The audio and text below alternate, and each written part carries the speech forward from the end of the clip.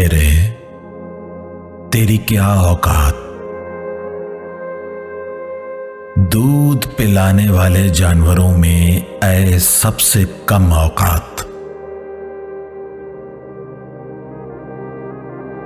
پرش کی پسلی سے تو تیرا جنم ہوا اور ہمیشہ پیروں میں تو پہنی گئی۔ جب ماں جایا پھلواری میں تتلی ہوتا، تیرے پھول سے ہاتھوں میں تیرے قد سے بڑی جھاڑو ہوتی۔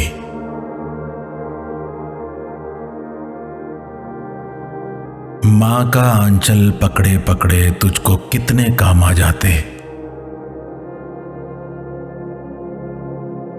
اپلے تھاپنا، لکڑی کاٹنا، گائے کی سانی بنانا، پھر بھی مکھن کی ٹکیا ماں نے ہمیشہ بھیا کی روٹی پر رکھی۔ تیرے لیے بس رات کی روٹی، رات کا سالن، روکھی سوکھی کھاتے، موٹا جوٹا پہنتے، تجھ پہ جوانی آئی تو تیرے باپ کی نفرت تجھ سے اور بڑھی۔ تیرے اٹھنے بیٹھنے چلنے پھرنے پر ایسی کڑی نظر رکھی جیسے ذرا سی چوک ہوئی اور تو بھاگ گئی۔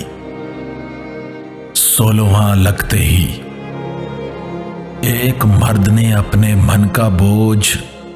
دوسرے مرد کے تن پر اتار دیا، بس گھر اور مالک بدلا، تیری چاکری وہی رہی،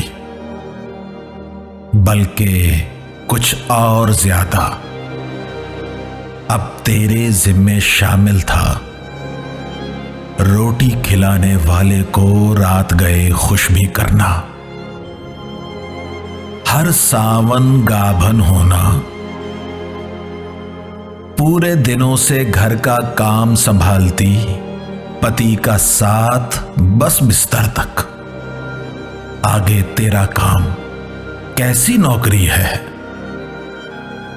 جس میں کوئی دیہاڑی نہیں، جس میں کوئی چھٹی نہیں، جس میں الگ ہونے کی سرے سے کوئی ریت نہیں، ڈھوروں ڈنگروں کو بھی جیٹھ اساڑ کی دھوپ میں پیڑ تلے سستانے کی آزادی ہوتی ہے۔ تیرے بھاگ میں ایسا کوئی سمے نہیں، تیری جیون پگڈنڈی پر کوئی پیڑ نہیں ہے۔ اے رے کن کرموں کا پھل ہے تو، تن بیچے تو کسبی ٹھہرے،